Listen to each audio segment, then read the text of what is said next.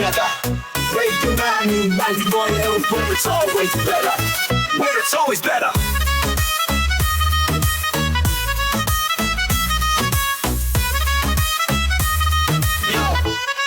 Yo, सुबह का सूरज या शाम का रंग, we bring you joy हर जुबान का धन. Community की बात हम हैं आपके साथ, let's spread the love, चलो मिल के साथ. Tune in, turn up, दिल से बात करो. Radio Manu 92 FM के साथ चलो. Every voice counts, हर लम्हा यहाँ चलो. बात करके देखते हैं, let's all shine on. Yo, let's all go. सेहत की बात और dreams to share. Radio Manu 92 FM, we're always there. From unity to joy, we bring the light. Every word, every tune makes everything right. Listen up, it's time to unite. Radio Manu 92 FM, shining bright. Dill se suno, we love and care. Chalo baat karke dekhte hain, let's take it there. So join me, come along for the ride. Radio Manu 92 FM, we're by your side. चलो बात करके देखते हैं. Your voice, your guide.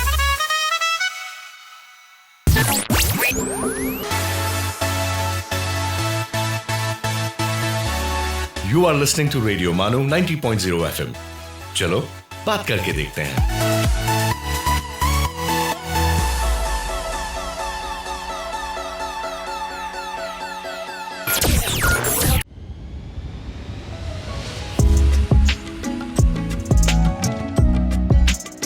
ये है radio मानू 90.0 FM, पेश है अदबनामा.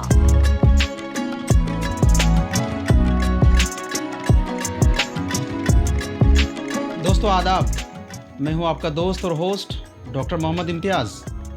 रेडियो मानू के इस खुसूसी प्रोग्राम अदबनामा में आप तमाम लोगों का खैर मकदम है, वेलकम है, स्वागत है. दोस्तों, जैसा कि आप लोगों को मालूम है कि इस प्रोग्राम के तहत हम मुख्तलिफ़ ज़ुबानों के माहिरीन यानी उर्दू, हिंदी, अरबी और फ़ारसी के मुख्तलिफ़ शायरों, अदीबों और दानिशों से आपको रूबरू कराते हैं.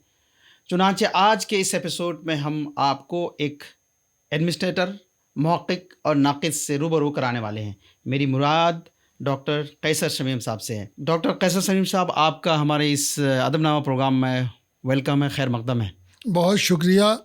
मुझे भी बहुत खुशी है कि मेरी बात जो मैं कहता रहा हूँ वो आपके तवस्सुत से बहुत दूर तक पहुँच जाएगी. जी जी जी. मुख्तसरन तारुफ पेश करना मुनासिब समझता हूँ. आप कई अरसे तक NCERT से वाबस्ता रहे और आपने सेंट्रल वक्फ काउंसिल के सेक्रेटरी के ओहदे से सुबकदोश हुए और आपकी 3 किताबें मंज़र आम पर आईं, जिनमें उर्दू अदब पर ज़राए तरसील आम्मा के असरात, जिसकी खूब पज़ीराई हुई और कई एडिशन छाए हो चुके हैं, और दूसरी किताब जो बहुत ही आजकल मौज़ूए बहस है, 19वीं सदी की इस्तिलाही मबाहिस, और उसके अलावा एक किताब आपकी अंग्रेज़ी में भी है, लॉ एंड एडमिनिस्ट्रेशन ऑफ औक़ाफ़.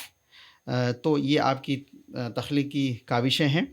तो आज हम लोग आपसे बहुत ही इंटरेस्टिंग और बहुत ही एक दिलचस्प मौजू पर आपसे बात करने वाले हैं. वो है उर्दू अदब की इब्तिदा और उसके तश्कीली अनासिर.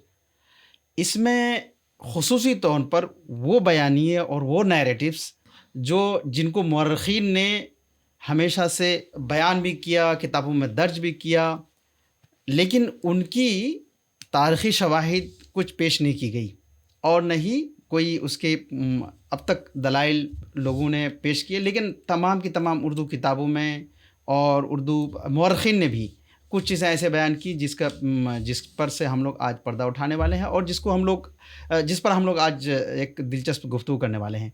तो सबसे पहला सवाल जो आपसे मैं जानना चाह रहा हूँ वो ये है कि तकरीबन तमाम मुअर्रिखीन हर चीज़ के बारे में, कभी तहज़ीब और सक़ाफ़त के बारे में, कभी उर्दू ज़ुबान के तश्कील के बारे में और उसकी इब्तिदा के बारे में ये कहते हैं कि जब मुसलमानों की आमद से इस ज़ुबान की तश्कील शुरुआत हुई. तो इस सिलसिले में आप क्या कहना चाहेंगे? देखिए, आपने बहुत अहम सवाल किया है. इस्लामी तहज़ीब, मुसलमानों की तहज़ीब, फ़ारसी आमीज़ तहज़ीब, ये जो इस्तिलाहात हैं ये बहुत गुंजलक हैं और इनकी वजाहत नहीं ہوتی ہے. جی جی مطلب مجموعی طور پر اس سے مراد لیا جاتا ہے وہ ثقافت جو ترکی سے لے کر کے وسطی ایشیا تک جی اور تاشقند وغیرہ اور وہاں سے آگرہ، دہلی، مرشد آباد تک جی جی جس نے پرورش پائی. جی لیکن اس کے جو تشکیلی عناصر ہیں جی اس میں اسلامی عقائد، یونانی اور سنسکرت فلسفہ، زرتشتی جی عقائد، بودھ روایتیں، جین روایتیں اور بہت سے رسوم و رواج شیر و شکر ہو گئے. جی تو ایک مشترکہ تہذیب بنی جو اردو کی تہذیب ہے، جی جی اور اس کے عناصر موجود ہیں ہماری زبان میں، ہمارے ادب میں. تو اس کو اسلامی تہذیب کہنا ذرا اس لیے مشکل معلوم ہوتا ہے کہ تو بنگلہ دیش کی تہذیب یہ کیوں نہیں ہے، ملائیشیا کی کیوں نہیں ہے، جی یعنی جنوب مشرقی ایشیا ہے وہاں کی تہذیب کیوں نہیں ہے.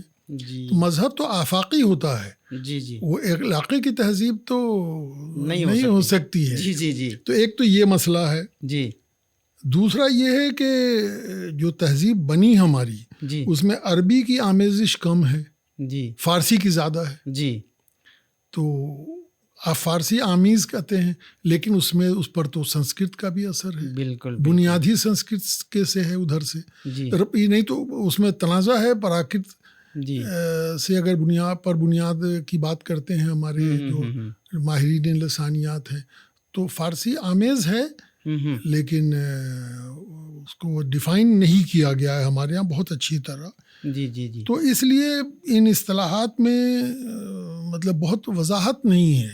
جی اس کو ایک جیسے ہی ہم یہ کہتے ہیں کہ اسلامی تہذیب ہے یا یہ کہتے ہیں کہ مسلمانوں کی آمد سے اس کی زبان کی تشکیل ہوئی ہے، تو اس سے ہمارے مورخین بھی غلطی کرتے رہے ہیں. جی انہوں نے کہا جب مسلمان آئے، جی تو جب مسلمان آئے سے یہ تصور پیدا ہوتا ہے کہ گویا مسلمان کسی خاص زمانے میں گھوڑے پر سوار ہو کر کے تلوار ہاتھ میں لیے شپ گردن اڑاتے ہوئے چلے آئے، اور جس کی بنیاد پر کہا جاتا ہے کہ انہوں نے ہماری زبان کو بھرشٹ کر دیا، یہاں کی زبانوں کو، اور یہ کیا وہ کیا.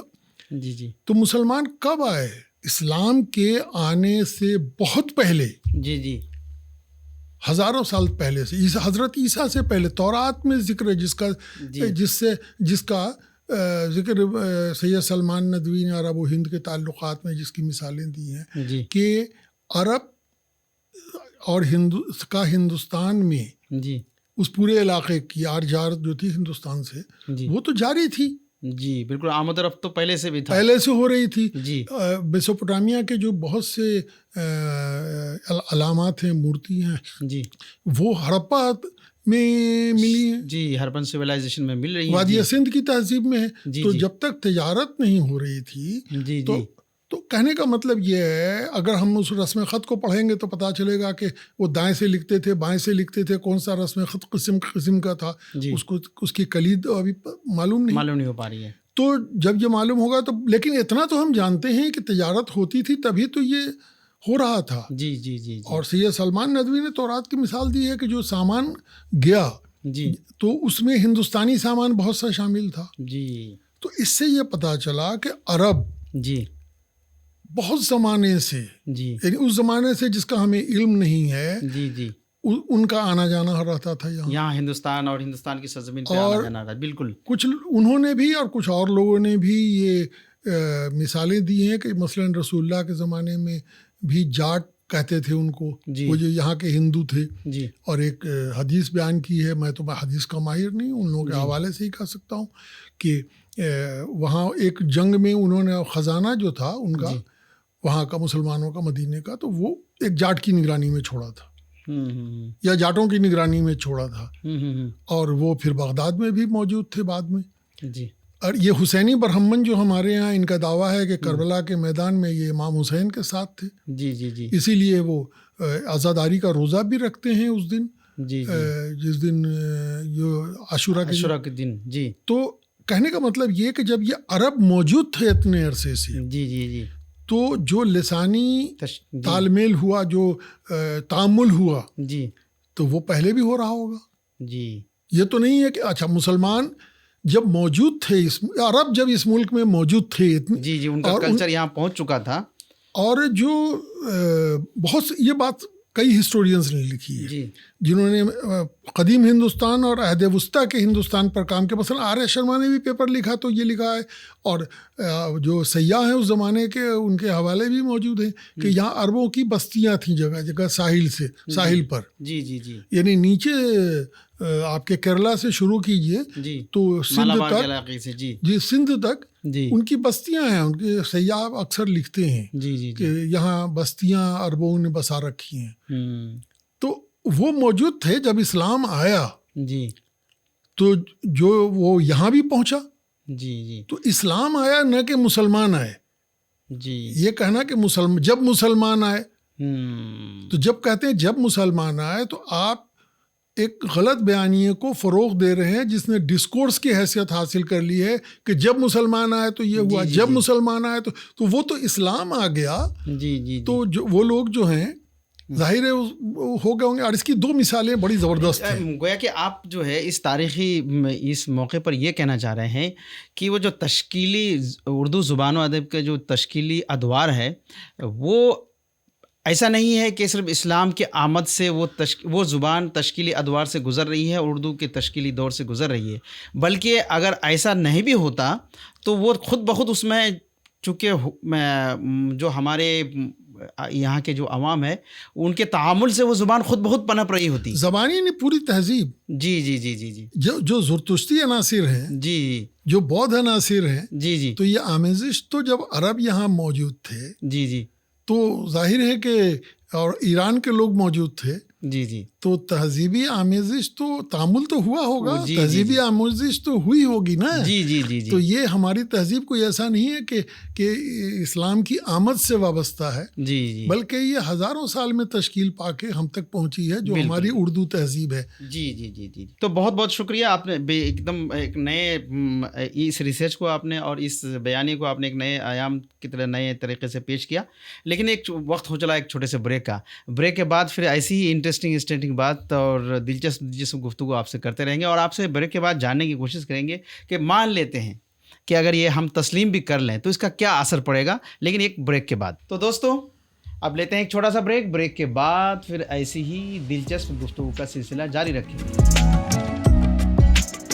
You are listening to Adab Nama, Radio Manu 90.0 FM's Literature and Culture Show.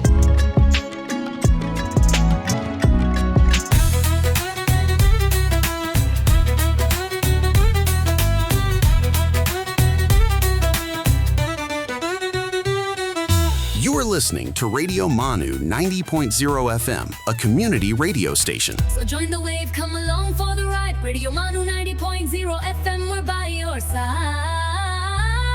Chalo baat karke dekhte hain. Your voice, your guide.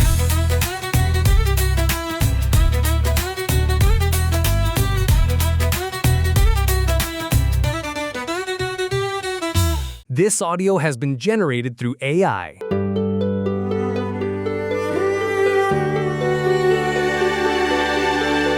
आइए अब सुनते हैं अर्ज किया है. आदाब दोस्तों, आप सुन रहे हैं अर्ज किया है रेडियो मानू 90.0 FM पर. आइए आज मुलाकात करते हैं उर्दू अदब के मशहूर शायर, नक्काद और मुहक्किक जोश मलसियानी से.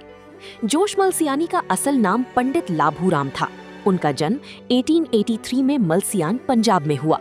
वो उर्दू गज़ल के एक अहम शायर थे और अपनी शगुफ्ता ज़बान, अदबी ज़ौक़ और तहक़ीक़ी काम के लिए ख़ास मकाम रखते हैं. उन्होंने उर्दू अदब की खिदमत सिर्फ शायरी के ज़रिए ही नहीं बल्कि तनक़ीद और तहक़ीक़ की मैदान में भी अंजाम दी. जोश मलसियानी की शायरी में इश्क़, इंसानी जज्बात, हुस्न फ़ितरत और ज़िंदगी के लतीफ़ एहसासात का खूबसूरत इज़हार मिलता है. उनका अंदाज़े बयान नफ़ीस, पुरलुत्फ़ और दिलावेज़ था. उनकी गज़लों में रिवायती उर्दू शायरी की मिठास और फ़नी पुख्तगी दोनों नज़र आती हैं. आइए उनकी चंद मशहूर अशार सुनते हैं. वतन की सरज़मी से इश्क़ व उल्फ़त हम भी रखते हैं, खटकती जो रही दिल में वो हसरत हम भी रखते हैं. और एक और दिलनशीन शेर मुलाहिज़ा हो. दिल पे जो गुज़री कोई क्या जाने, ये तो हम जाने या खुदा जाने. जोश मलसियानी ने उर्दू गज़ल को नफासत, जज्बात की नरमी और ज़बान की शीरीनी से मालामाल किया। उनका कलाम आज भी अदब के शायकीन के दिलों में अपनी जगह बनाए हुए है। उर्दू अदब की तारीख में जोश मलसियानी का नाम एक ऐसे शायर के तौर पर याद किया जाता है जिन्होंने गज़ल की रिवायत को हुस्न बयान और फिक्री पुख्तगी के साथ आगे बढ़ाया।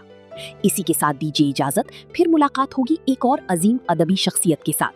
आप सुन रहे थे अर्ज किया है सिर्फ रेडियो मानू 90.0 FM पर। खुदा हाफिज।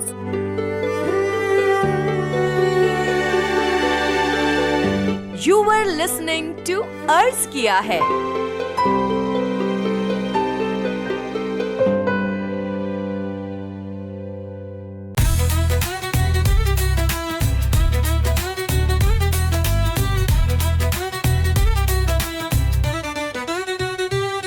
For sales, marketing and brand promotions, write to us on Radio Manu at manu.edu.in. So join the wave, come along for the ride. Radio Manu 90.0 FM, we're by your side. चलो बात करके देखते हैं. Your voice, your guide.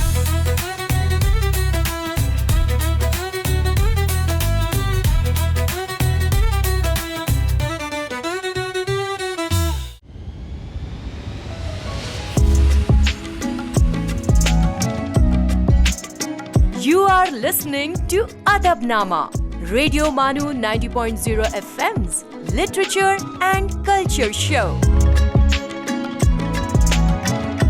Break के बाद फिर एक बार आपका हमारे इस खुसूसी प्रोग्राम अदबनामा में खैर मकदम है। जैसा कि आप लोगों को मालूम है, आज हमारे स्टूडियो मौजूद है डॉक्टर कैसर शमीम साहब, जो बहुत ही दिलचस्प गुफ्तगू कर रहे हैं और उन बयानियों पर एक दिलचस्प गुफ्तगू कर रहे हैं और भी बहुत दलाइल और शवाहिद के साथ बयान कर रहे हैं कि जो आजकल एक आजकल क्या बहुत दिनों से जब से उर्दू की ज़ुबान की तश्कील हुई और जो भी तारीख़ी शवाहिद मौजूद हैं, तारीख़ी किताबों में मौजूद हैं, उन बयानियों को वो अलग अंदाज में पेश कर रहे हैं और उसकी एक अलग तशरीह पेश कर रहे हैं।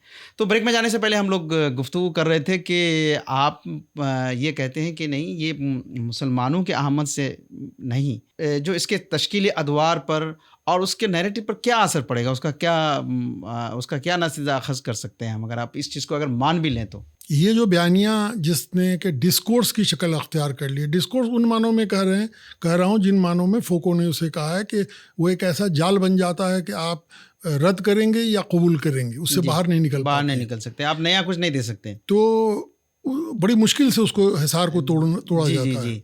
तो इस बयानिए की इब्तदा 18वीं सदी के आखिर में से शुरू होती है। अच्छा। जब फोर्ट विलियम कॉलेज में विलियम जोन्स उसके तीसरे सालाना जलसे में तकरीर करते हैं, उसका उन्वान है ऑन हिंदूज जी। तो वहाँ से ये जो हमारे ओरिएंटलिस्ट थे जी, उन्होंने ये थ्योरी पेश की कि हिंदू और मुसलमान दो कौमें हैं। जी जी जी, ये बहुत गहरा मामला है, तारीख़ में बहुत पीछे तक जाता है। तो दो कौमें और उनके यहाँ नेशन स्टेट का तस्वुर था और उसकी बुनियाद ज़बान पर थी। तो हर रेस, उन्होंने कहा ये दो रेस हैं, असल में कौम का लफ्ज़ इस्तेमाल नहीं किया उन्होंने, नेशन का बाद में इस्तेमाल उन्हीं लोगों ने किया। तो दो रेसेस हैं। तो जो हिंदू के रेस के बारे में कहा कि उनकी ज़बान संस्कृत है, अच्छा, और उनका एक बहुत शानदार माजी रहा है। जी जी। तो जाहिर है कि इतने शानदार माजी वाले लोग जिनकी ज़बान संस्कृत रही है और जिसको बचा के रखा है, तो अब भी उनकी कोई ज़बान होगी। जी जी। अब वो ज़बान तो उर्दू थी यहाँ, या बंगाल में बंगाली थी, या केरला में मलयाली थी, सबकी थी जी। और तो उन्होंने कहा नहीं, अलग नस्ल हैं तो इनकी अलग ज़बान होगी जी। तो वहाँ से ये शुरू हुआ। और ये भी उन्होंने कहा कि जब मुसलमान आए जी, तो उन्होंने इसकी ज़बान को करप्ट कर दिया जी। बाद में जो तारीख़ लिखी गई, हिस्ट्री ऑफ इंडिया जो आई, तो उसमें उसने जो पहली बार तकसीम किया है हमारे तारीख़ को, तो उन्हीं खतूत पर किया कि मेडिवल इंडिया यानी Hindu India, sorry ancient India, कदीम हिंदुस्तान यानी हिंदुओं का हिंदुस्तान जी, अहद वुस्ता का हिंदुस्तान, मेडिवल इंडिया यानी वो मुसलमानों का दौर जी, और फिर मॉडर्न इंडिया यानी अब क्रिश्चियंस हैं और ये उन ईसाइयों का दौर है। اچھا اچھا، ایسا انہوں نے ڈیوائڈ کرنے یہ نسلی معاملہ بھی تھا اور اپنی حکومت کا جواز بھی پیش کرنا تھا جی، جس کی وجہ سے آریائی نسل کی تھیری سامنے آئی. یہ بالکل ایک ریشیل معاملہ تھا. تو انہوں نے جو بات کہی اورینٹلسٹ نے وہ یہ کہی کہ ایک زمانہ تھا جب آریائی نسل کے ان لوگوں کا جو ہندو ہیں بہت شاندار ماضی تھا. پھر مسلمانوں کا غلبہ ہوا، انہوں نے اپنی تہذیب عرب اور ایران سے لا کے تھوپ دی، اپنی زبان لائے اور یہاں کی زبان کرپٹ ہو گئی. اور اس زوال کے بعد اب انہی کے ہم نسل عیسائی حکومت کر رہے ہیں. جی انہی کے برادران ایک طرح سے کہیے، یہ آرین نسل کے برادران، پورا آرین نسل کا جو تصور ہے اور اس پر جو بحث ہے وہ وہیں سے چلی. رفتہ رفتہ اس نے فرقہ وارانہ شکل اختیار کر لی. تو 19ویں صدی کے نصف آخر میں یعنی 1860 کے بعد سے جو ہندی زبان کی تحریک چلی ہے، یعنی اس سے پہلے وہ فرق فورٹ ولیم کالج میں تو ہوئی کوشش، بھائی ہمارے زبان کا نام اردو نہیں تھا، وہ اس نے کہا نہیں یہ ہندوستانی ہے اور دوسری جو ہے وہ ہندوی ہے تو ہندی کر دیا. اور وہاں سے انہوں نے ناگری میں لکھوایا اردو کے ٹیکسٹ کو اور وہاں سے وہ سلسلہ شروع ہوا. تو وہ تو خیر طالب علموں کے لیے تھا جو انگریز آتے تھے یہاں ان کے لیے تھا، لیکن جو مشنریز تھے وہ بھی کام کر رہے تھے. تو انہوں نے یہ کیا کہ یہ تو ہندوؤں کی زبان یہ ہے اور پھر اس کی ڈکشنری اور فلاں ڈھم کا. 1860 کے بعد اس نے فرقہ وارانہ شکل اختیار کر لی. سنسکرت کالج کے پرنسپل تھے بیلنٹائن، انہوں نے وہاں کہا طالب علموں سے کہ ایک مضمون لکھ دو ہندی پر. تو ان لوگوں نے کہا کہ ہندی سے آپ کی کیا مراد ہے؟ مطلب ہندو اور ہندی کا تصور ان معنوں میں نہیں تھا. بالکل. جو آپ پرانے دستاویز دیکھیں تو مغل ہیں، راجپوت ہیں، برہمن ہیں، کیا نام ہے، پٹھان ہیں، اس طرح سے جو غالب تقسیم تھی، جو تصور تھا وہ یہ تھا. ہندوؤں کا معاملہ یہ تھا کہ وہ ایک ریجیمنٹڈ مذہب نہیں تھا. بالکل. تو اس کی نہ کوئی پیغمبر تھا کتاب لے کے آیا یا کوئی ایک ٹیکسٹ ہو جو ابراہیمی مذاہب میں ہے. تو اس کو یکجا کیسے کریں؟ تو ایک پورا ڈسکورس ڈیولپ کیا گیا کہ یہ ایک ریجیمنٹڈ مذہب. تو اس میں اب جو بہت سارے اور مسائل ہیں جو اس وقت نہیں ہے، تو جو وہاں سے یہ ڈسکورس شروع ہوا تو اس نے آخر میں فرقہ واریت کی شکل اختیار کر لی. تو اس لیے 1860 کے بعد جو نعرہ آیا ہندی ہندو ہندوستان. اب لالا راج اس میں اثر یہ ہوا کہ لالا راجپت رائے جو آریہ سماجی تھے اور جو کہ اردو ہندی نہیں جانتے تھے، انہوں نے خود اعتراف کیا ہے لیکن وہ ہندی کی حمایت کرنے لگے. اور اسی طرح سے تو اس نے اب تک یہاں تک آتے آتے بڑے گل کھلائے ہیں. سر میں اصل جو جس چیز پہ اصل بات کرنا چاہ رہا تھا، ہمارے سننے والوں کو بھی اچھا لگے گا کہ آخر یہ جو بیانیہ ہے، اس بیانیہ کی کو اگر ہم نہ بھی مانیں تو اس پر اردو زبان کے تشکیلی عناصر پر کیا اثر پڑے گا؟ بھائی ہم نہیں مانتے ہیں تو یہ کہتے ہیں کہ مسلمان آئے اور اس کے بعد انہوں نے فارسی عربی کے عناصر ملا کے یہاں کی زبان میں ایک زبان تیار کر دی. جبکہ ایسا نہیں ہے. فطری طور پر یہ زبان تشکیل پا چکی ہے. فارسی بھی مسلمان لے کے نہیں آئے، یہ غلط تصور ہے. جمیل جالبی صاحب نے بھی لکھا اور ہمارے سب اتنے بڑے محقق محمود شیرانی صاحب نے بھی لکھا ہے، لیکن یہ بیان صحیح نہیں ہے کہ فارسی لے کے آئے مسلمان. جمیل جالبی صاحب نے لکھا کہ مسلمان اس ملک میں عربی فارسی ترکی لے کر بولتے ہوئے آئے اور یہ کیا وہ کیا. جمیل جالبی صاحب نے لکھا. جی تاریخ ادب اردو میں وہ جملہ بھی سنا سکتا ہوں. مسلمان جب بر اعظم ہند و پاک میں داخل ہوئے تو عربی فارسی اور ترکی بولتے آئے، اور جب ان کا اقتدار قائم ہوا تو فارسی سرکاری زبان ٹھہری. فارسی زبان اس ملک میں حضرت عیسیٰ سے پہلے سے موجود تھی، متصل خطہ ہے. اچھا یہ تو بالکل نئی بات ہے. میں آپ کو تاریخی شواہد آپ کے سامنے پیش کر رہا ہوں سارے. حقا منشی جو جس کو کہ کیا کہتے ہیں آرکیمیڈین ڈائنیسٹی، حضرت عیسیٰ سے بہت پہلے سن ہے، میں گریز کر رہا ہوں اس لیے کہ اس میں وقت لگے گا. تو اس کا جو پہلا تھا دارا اول، جس کو انگریزی میں ڈاریوس ون کہتے ہیں، اس نے اپنی سلطنت کی توسیع کی تو وہ وادی سندھ کو اس نے فتح کر کے اپنی قلمرو میں شامل کر لیا. اچھا سندھ ندی تک جی پورا علاقہ جو آج پاکستان میں ہے, جی, اور سرکاری زبان فارسی قرار پائی جی, اور اس وقت رسم خط وہ نہیں تھا جو آج ہے جی, تو اس نے میخی رسم خط کی یونیفارم اسکرپٹ جی, کو اپنایا. اور دوسری جو زبان تھی وہ آرامی تھی, جی, جو وقتاً فوقتاً بدلتی رہی, لیکن جو زبان تھی جس میں سارا کاروبار سلطنت ہو رہا تھا, جس میں مالگزاری کا کام ہو رہا تھا, جس میں کیا کہتے ہیں عدالت کا کام ہو رہا تھا, وہ فارسی تھی. جی جی جی, یہ قبل مسیح کی بات بتا رہے ہیں آپ. حقا منشی سلطنت کا خاتمہ سکندر اعظم نے کیا. جی, تو آپ میرے پاس سن ہے, وہ آپ چاہیں گے تو میں آپ کو پڑھ کے بتا سکتا ہوں کہ کتنا پرانا واقعہ ہے یہ. تو دارا اول نے 5ویں صدی قبل مسیح میں فتح کیا تھا. جی جی جی. تو فارسی کیا اس کے بعد اچانک غائب ہو گئی, چلی گئی؟ یہ تو بہت بڑی بات بتا رہے ہیں. ہیں. یہ جو کہتے ہیں کہ مسلمان, وہی تو میں نیا چرچا کا وشے ہونا چاہیے. جو ہسٹورینز ہمارے بڑے بڑے مورخین ہیں انہوں نے اس پر دھیان نہیں دیا. جی جی جی. کہ فارسی زبان تو خروشتی رسم خط کہاں سے آ گیا تھا جو دائیں سے بائیں لکھتے تھے, اگر یہ تال میل ملنا جلنا نہیں تھا. جی, یہ مسلمانوں کے سر جو ڈالتے ہیں کہ وہ آئے اور فارسی کو رائج کیا, تو مالگزاری کا کام فارسی میں حضرت عیسیٰ سے پہلے نہیں ہو رہا تھا. جی, یہ تو چلیے, یہ تو بہت ہی دلچسپ گفتگو ہے اور ایک نئے بحث اور مباحثہ کی ضرورت ہے اس پر.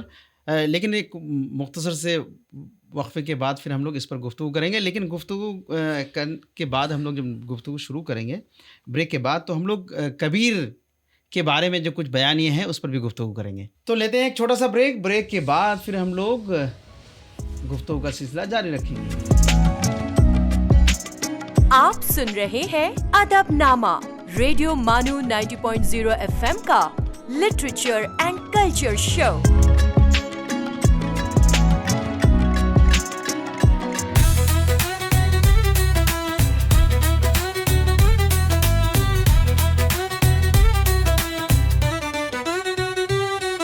آپ سن رہے ہیں ریڈیو مانو 90.0 FM, ایک community radio station. So join the wave, come along for the ride. Radio Manu 90.0 FM, we're by your side. چلو بات کر کے دیکھتے ہیں. Your voice, your guide.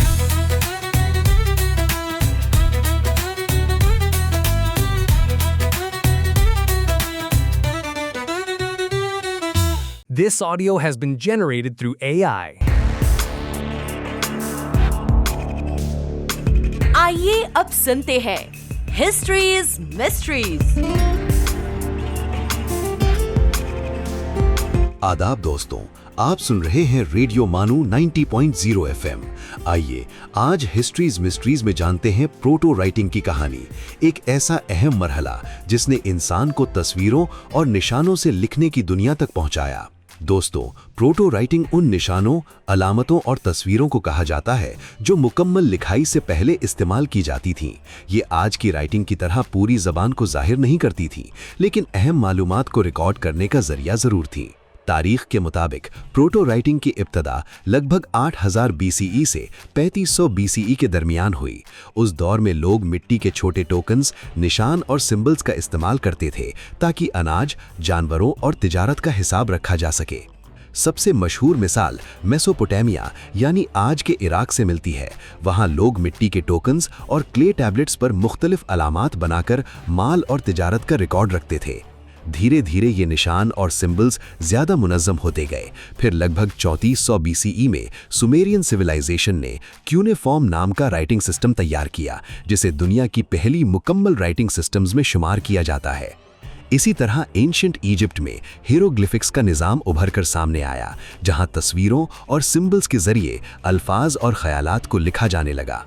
Proto writing کی سب سے بڑی اہمیت یہ ہے کہ اسی نے انسان کو یادداشت پر منحصر رہنے کے بجائے معلومات کو ریکارڈ کرنا سکھایا. اسی سفر نے آگے چل کر رائٹنگ سسٹمز, لٹریچر, سائنس, قانون اور تہذیب کی ترقی کی بنیاد رکھی. تو دوستوں, پروٹو رائٹنگ صرف کچھ پرانے سمبلز نہیں تھے, یہ انسانی سوچ کو محفوظ کرنے کی پہلی کوشش تھی. اسی نے علم کو نسلوں تک پہنچانے اور انسانی تہذیب کو آگے بڑھانے کا راستہ کھولا. दोस्तों, आज के हिस्ट्रीज मिस्ट्रीज ने फिलहाल इतना ही। अगली मुलाकात में फिर लेकर आएंगे तारीख के पन्नों से एक और हैरत अंगेज इन्वेंशन, डिस्कवरी या हिस्टोरिकल इवेंट की कहानी। तब तक के लिए सुनते रहिए रेडियो मानू 90.0 FM। चलो बात करके देखते हैं। You were listening to History's Mysteries.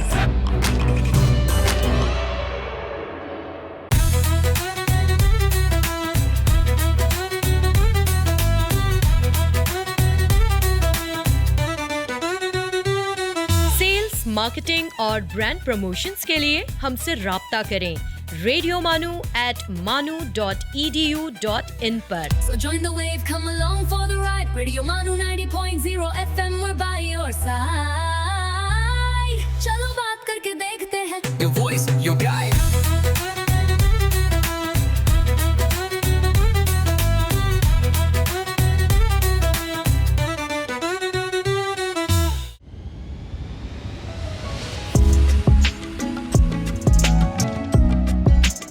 आप सुन रहे हैं अदबनामा, रेडियो मानू 90.0 FM का literature and culture show. Break के बाद फिर एक बार आपका हमारे खुसूसी प्रोग्राम अदबनामा में खैर मकदम है। जैसा कि आप लोगों को मालूम है, आज हमारे स्टूडियो मौजूद हैं डॉक्टर कैसर शमीम साहब, जो उर्दू की तश्कीली अनासिर के सिलसिले में जो कुछ बयानियाँ हैं, उन बयानियों की तरदीद पेश कर रहे हैं और एक अलग सोच और अलग डिस्कोर्स की तरफ आपको मदऊ कर रहे हैं। उम्मीद करते हैं कि आप तमाम लोग भी इस तहक़ीक़ी और इस बयानिया पर भी रिसर्च करेंगे, देखेंगे उसको और उस पर गौर व खोज करने की कोशिश करेंगे। डॉक्टर साहब, आप जो है एक चीज़ और भी इस बयाने में आप शामिल करते हैं। आप कहते हैं कि उर्दू का सबसे पहला साहिब दीवान शायर कबीर है। तो आप साहिब दीवान नहीं, पहला बाकायदा शायर, बाकायदा जी हाँ, साहिब दीवान तो कुली कुतुब शाह है, पहला बाकायदा शायर कबीर है। तो आप इसको क्यों कहते हैं? आपके नज़दीक कुछ दलाइल और शवाहिद? देखिए, हमारे यहाँ उर्दू के जो इब्तदाई नमूने जो जमा किए जा सके हैं जी। अब मसूद साद सलमान का वो दीवान तो मुयस्सर नहीं है, वो मिला नहीं है जी जी, तो उसका जिक्र है जी। लेकिन खुसरो और उनके ज़माने जी की चीज़ें और उससे थोड़ा आगे पीछे की चीज़ें हमारे सूफिया के मलफूजात में है, जगह जगह हैं। तो खुसरो हों या उनके बाद के जो शोरा हैं जी, तो उनके यहाँ आपको क्या मिलता है? अव्वल तो इन मलफूजात में एक जुमला, एक फ़िक्रा, कोई लफ्ज़ मिल जाता है जिसकी बुनियाद पर ट्रेस करते हैं हम पीछे के भाई उस ज़माने में इसका रिवाज हो गया था, ये लोग अपना रहे थे जी।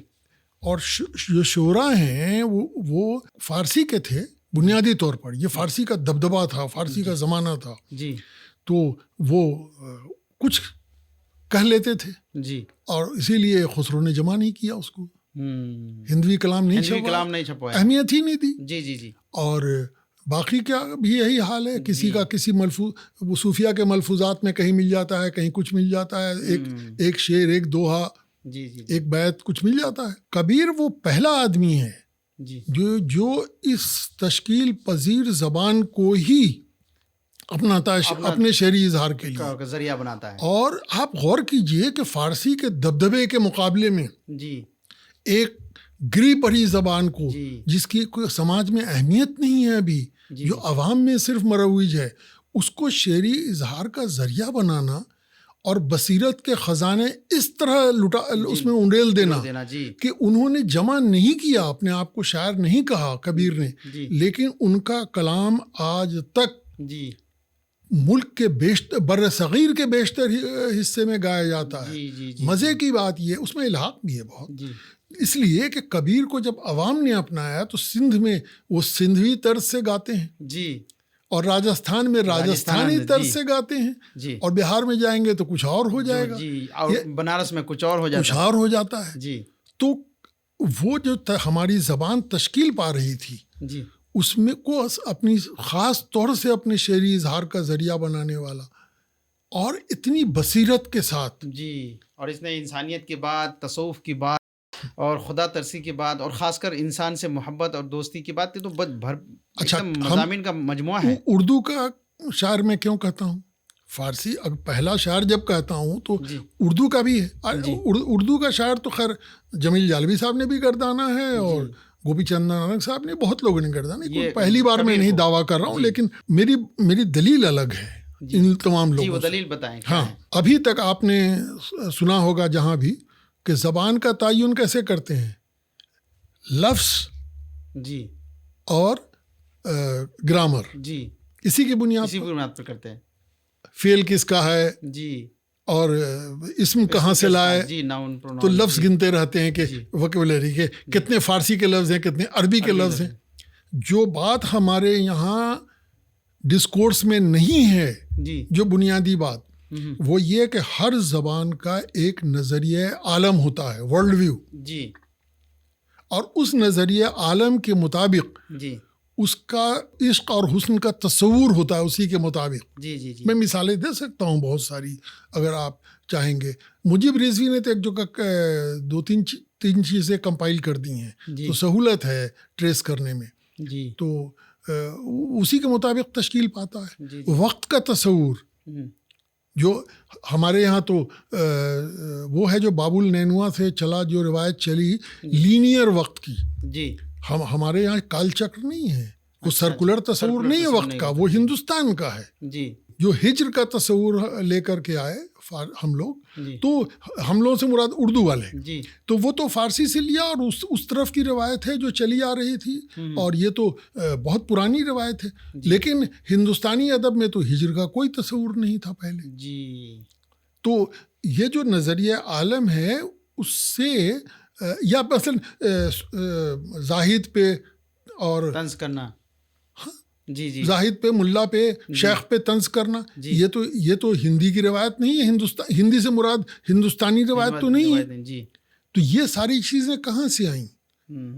یہ جو طنز ہے، مولوی کو ظاہرداری کی علامت بنا کے پیش کرنا، یہ تو ریجیمنٹیشن آف مذہب کے خلاف احتجاج ہے. جی جی جی، جو ریجیمنٹیشن ہوا، اور یہ امام حسین کی شہادت کے بعد اس کا رد عمل طرح طرح سے ہوا. جی جی جی جی، جو ہمارے ابتدائی صوفیہ تھے، حسن بصری، جی جی جی، حسن بصری کی عمر کربلا کے واقعے کے وقت 38 سال کی تھی. جی جی، وہ یا ان کی شاگرد رابعہ بصرہ وغیرہ، تو یہ تو سیکلوژن میں چلے گئے. اور لیکن ڈاکٹر صاحب، ہم لوگ چونکہ وقت کی تنگی دامن گیر ہے، تو ہم میں لوگ ایک جو ہے منٹ میں اس بات کو ظاہر کر دیتا ہوں. بیسیکلی ہم لوگ اس کے، آپ نے کہا کہ چونکہ میں کبیر کی شاعری کو اردو کا پہلا شعری مجموعہ یا جو کچھ بھی پہلا شاعر کیوں کہتا ہوں، اس میں جو آپ دلائل دینا چاہ رہے ہیں وہی دے رہا ہوں. جی، تو یہ جو تمام ایلیمنٹ کبیر کے یہاں نظر آتا ہے. جی، اسی لیے آپ کو وضاحت کی تاکہ سامعین سمجھ لیں کہ یہ جو عناصر ہیں کبیر کے یہاں، وہ کس نظریہ حیات کی ترجمانی کرتے ہیں. وہ اس نظریہ حیات کی جو یہاں پرانے زمانے سے موجود تھا، یا اس نظریہ حیات کی جو اردو کا نظریہ حیات ہے. تو کبیر کے کلام کا تجزیہ اس نقطۂ نظر سے اگر کیجئے، تب پتہ چلے گا. اور میں اسی لیے دعوے کے ساتھ کہتا ہوں کہ کبیر ہمارا اردو کا پہلا باقاعدہ شاعر ہے. بالکل بالکل، پہلا صاحب دیوان شاعر. اس لیے کہ ان میں وہ ساری کی ساری جو اصطلاحات ہیں اور جو فکری تصور ہے، جی، جو فکری تصور ہے، وہ کبیر کی شاعری میں موجود ہے. کبیر کے کہاں ہے کہ سرکولر تصور وقت کا کہاں ہے؟ مایا کا چکر، کال چکر کہاں ہے؟ جی جی جی جی، کہاں ہے کہ وہ مر کے بعد وہ تو کہتا ہے اس گھٹ انتر انہد گرجے، اسی میں کیا ہے وہ میں بھول گیا ہوں. اس گھٹ اندر باغ بغیچے، اسی میں سرجن ہارا. یہ جو گھٹ ہے، یہ دنیا ہے، اسی میں سب کچھ ہے. میرا جو سرجن ہار ہے وہ بھی اسی میں ہے. جی جی جی جی. تو یہ تصور کہاں ہمیں بتاتا ہے کہ، یا کہیں وہ کہہ رہا ہے کال چکر کی بات کہاں کرتا ہے، مریں گے، پیدا ہوں گے، پھر آئیں گے، اور یہ ہوگا وہ ہوگا.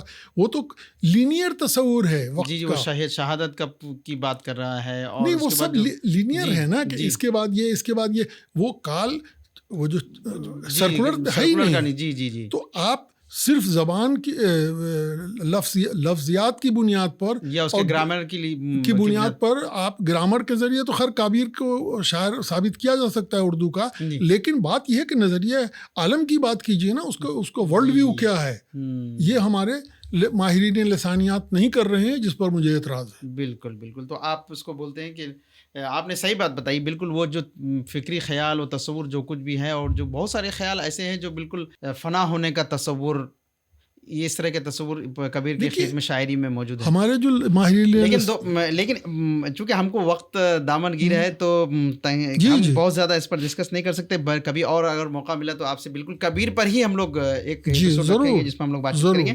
لیکن اس کے بعد ہم لوگ ایک لاسٹ میں ایک جاننا چاہیں گے، کیا کبیر سے ہمارے یہاں کسی شعراء نے ان سے اثر قبول کیا ہے، جن کی جھلک ہمارے بعد کے اردو شعراء کے یہاں جیسے کبیر کے معاملے میں لوگ کرتے ہیں کہ جیسے اچانک خلا سے نمودار ہو گئے جی، اور ان عناصر کا تجزیہ پیچھے جا کے نہیں کرتے ہیں جی، تو بعد میں نظیر کو بھی ایسے پیش کرتے ہیں جیسے کہ خلا سے نمودار ہو گئے، کوئی تسلسل کہیں وہ تاریخ میں ڈھونڈتے نہیں ہیں۔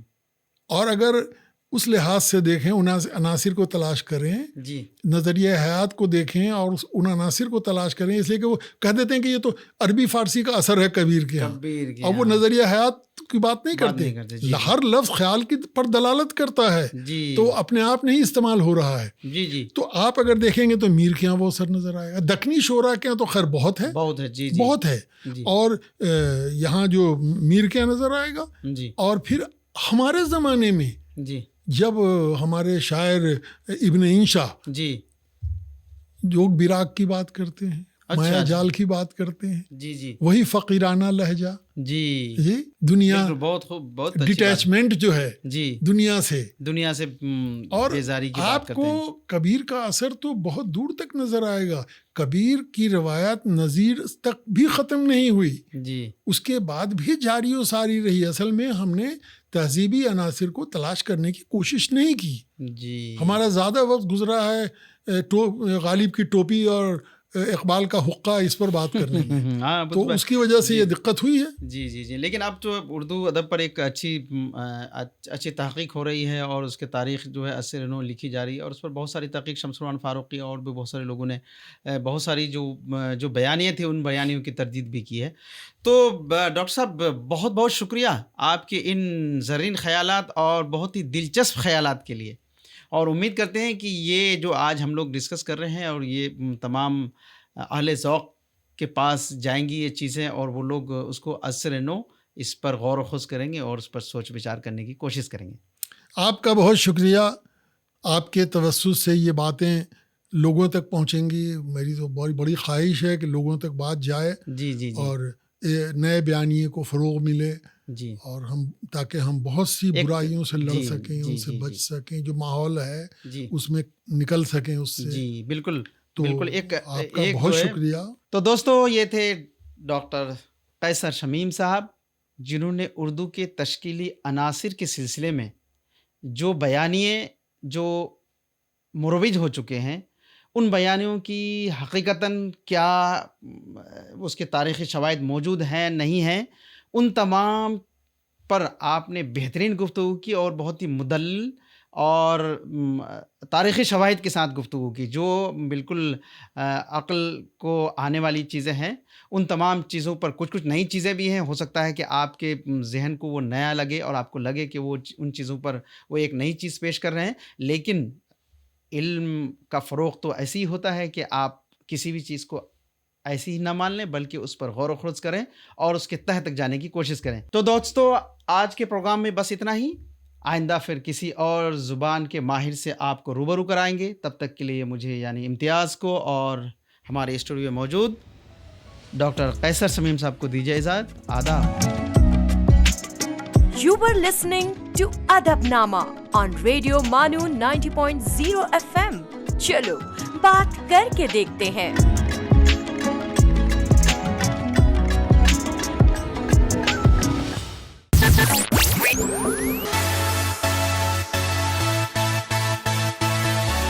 یہ ہے ریڈیو مانو 90.0 FM۔ چلو بات کر کے دیکھتے ہیں۔